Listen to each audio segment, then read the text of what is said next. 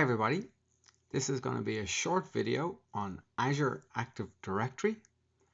This video is part of the Born in the Cloud Microsoft Cloud Security at the C-Level series from the book. Azure Active Directory exists in the cloud. It's a tenant in the on.microsoft.com, and it is going to help you in a hybrid environment in that you can get protection from Azure AD from your on-prem and cloud-based resources. So Azure Active Directory is an absolutely integral part of the modern security stance. If you already have Office 365 deployed in your environment, then you already have Azure AD. It's a requirement for the Office 365 tenant. Typically, Azure AD is going to, you should think of it as like an extension or a continuum of your on-prem Active Directory. So our on-prem Active Directory is, we're creating users and groups and adding computers, and we are authenticating against it. It obviously doesn't scale very well because it was designed for Windows 2000. More than 16 years ago in the design phase, and we didn't have the idea of wanting to share applications and have access to cloud-based resources that we do right now. Typically, Azure AD at the time of making this video, there was still a lot of it that was stuck in the old portal. So an awful lot of Active Directory management is still done through this portal as of the 27th of February 2017, but it's migrating over to the new portal. We talk about Azure AD as an identity bridge, as something that we can use to we create users in on-prem AD, they sync into Azure AD, and then we give those users access to applications that we publish through the environment. So, you can see on the Azure AD page, it just shows me my users, gives me, really nice, simple, quick tasks. What do I want to do? You can see that I am connected to Azure. My Azure AD is connected to my on-prem AD. And that I have 12 application registrations in my environment. I'm set up for self-service password reset. I have company branding in place, something called home realm verification. And then there's other capabilities, all of which you've seen in previous videos or other parts of the chapters, or if you haven't, you're about to see them. They're all covered in this. And so what I thought I would do is let's just go on to my apps and have a look at what Azure AD means for me as a user. So if I say myapps.microsoft.com, so this is the web page that users will interact with to get access to their applications. So I'm just going to say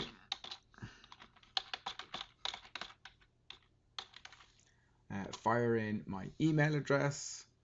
I'm going to say this is my work account, and straight away you can see the home realm verification where it says, oh yeah, look, this is Born in the Cloud. Welcome to Born in the Cloud AD. So you can see my custom branding taking place in the portal, and then I'm just going to sign in. And when I sign in, it will give me nice branding up at the top of the portal, and then it will show me a bunch of apps that are made available to me from the portal. Okay, so lots of these apps have different settings and different things applied to them. The first thing I'm going to do is I'm going to spin straight over to my AWS environment. So when I click on AWS, you can see that I'm being redirected, that it's doing a sign in, I do nothing, and there I am in AWS. Okay, so what has happened there is we've had a federation between our Active Directory environment, our Azure AD, and our AWS environment, and that's allowed me single sign-on just to hit uh, AWS without having to put in an additional username and password. And lots of these apps work the same. Twitter is slightly different. I'm using a really nice feature in Twitter. One of the things that I'm deciding in Twitter is that this is the company Twitter account, and we don't want people to get access to this and tweet after they leave, etc.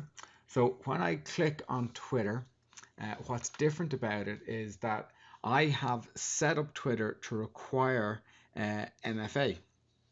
So I have just got a code from Microsoft 128865, 128865, and I hit sign in, and it's then just going to bring me to the Twitter page. And you've just seen a really nice example of two technologies that we get with Azure AD. One is called Conditional Access, and the other is Password Rollover. So that's just authenticated me into Azure AD, into Twitter, and I didn't have to do anything. And I don't actually know my Twitter password. That's completely managed by Azure AD. And one of the other things, obviously, that you saw there was I was stopped and said, hey, can you just provide an additional form of authentication so that we can bring you into the environment. And one other application here, my Advanced Threat Analytics Gateway, that's been published through the app proxy that I'm going to show you in a couple of seconds. If I just spin onto the classic look for a second, you can see, for example, the groups that I'm a member of, and I can create my own groups, and I have self-service group access. So I can create groups and I can give people access to them. I can manage approvals to those groups. I've none at this moment. And I get to configure things like my password policy. And what's essential about this is that I have to fill this out to enable password reset. So I can do things like I can change my password straight away, but this obviously assumes that I know my password. I just have to go and change it. And once I change it, it will be rewritten back to on-prem AD, or I can register for password reset. And so, I've given a phone number, an alternate email address that's going to allow me to connect in, and you can see that this is going to expire in 15 minutes. So how do I go about doing a password self-service reset? So I just logged out of my account and I went back to myapps.microsoft.com. And this time I say, hey, I can't access my account. So I just click here and it says, what is this? It's my work or school account that I can't access. And then it just says pre-fills born in the cloud. And it asks me to fill in the titles. So 5 or JJ. Next. And then it will allow me to go into a page and say what you want to do, and I can say call my phone number, and these are pre-configured details that I will have to know in advance. So I'll have to fill in my phone number before it will allow me access to reset my password. Here are the applications that I have provisioned that end users can see and interact with. And this one, the Advanced Threat Analytics one, is the one that I was talking about earlier. This is the proxy application. So this is a web application on our internal network that we have published through Azure AD. So it's an on-prem web application, and it's published to the internet. It's not in a DMZ, and it's afforded all the amazing protection of identity management. If I try and access this application and it doesn't understand where I am, it can enable MFA, or it can look at my device and say how healthy is my device. So This is part of the claim that you can actually be more secure by using the cloud than not using the cloud.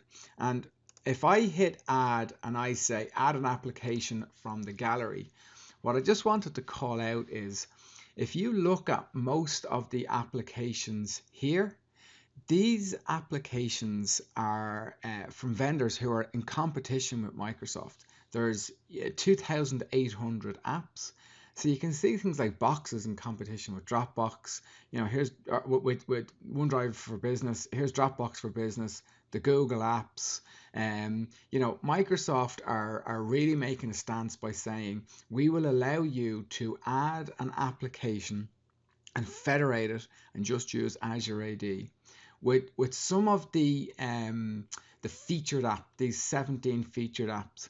With the featured apps, it has a fairly amazing process that if I add Dropbox for Business, and you imagine a user onboarding process that they join your company, and you just say to them, just go to myapps.microsoft.com, and when they go and they open the page and they click on Dropbox for Business, an account will automatically be created for them on the Dropbox environment without you having to do anything, and the account will be federated with their on-prem AD account that has been replicated to Azure AD, and it's really a fantastic all-inclusive user management solution.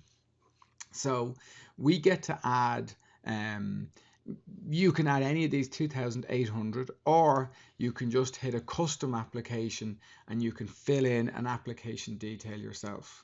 This BA app, British Airways don't have an application to connect through Azure AD. I use BA all the time, and I just went in and said, can I create a custom app for Azure AD?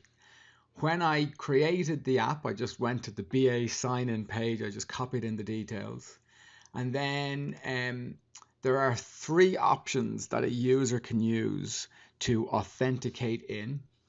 You can have a Microsoft Azure AD single sign-in, which is a federation between Azure AD and BA. There's password single sign-in, where Azure AD stores the user account for credentials. That's all I'm using, or an existing single sign-in. So if you have an existing federation, we can go and broker through that federation. I'm just using that password single sign-in there, and it's called password vaulting. But essentially all that happens is that Azure AD just remembers my password. So if I go back here to applications, and so I get the same experience if I just hit, my Delta app. It's just going to go redirect me to Delta. It's a provisioned app through the portal, just logs me in, and I just start to use Delta. The awesome thing about this is that I didn't have to put in any, just found me, hi Paul. I just start using the app, and no username's a password. It's fantastic. I was working with a company a few days ago that have 8 separate usernames and passwords to access their corporate environment. Imagine what a nightmare and a security risk it is, because people are just going to use the same password throughout, get one password, get them all. What a nightmare.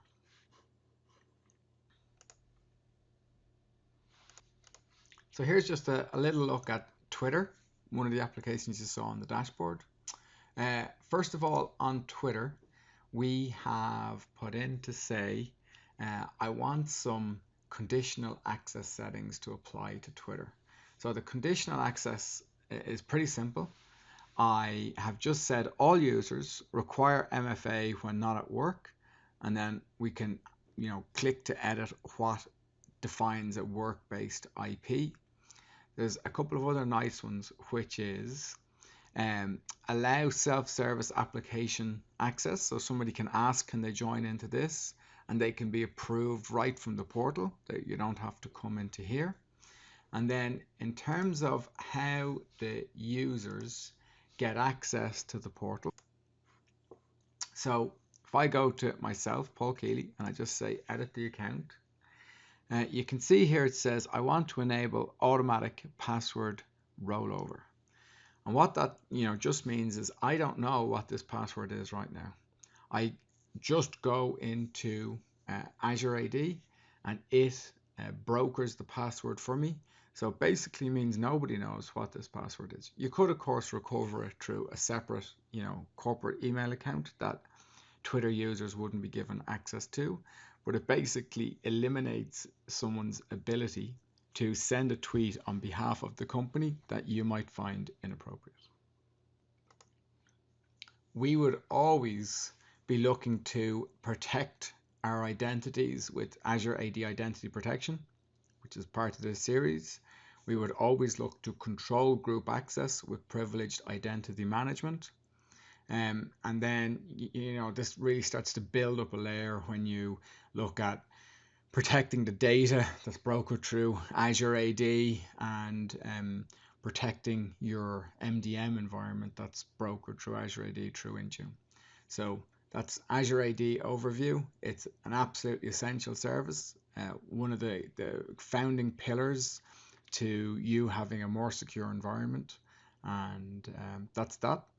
Thanks very much for your time. Tune into the next video. Thank you.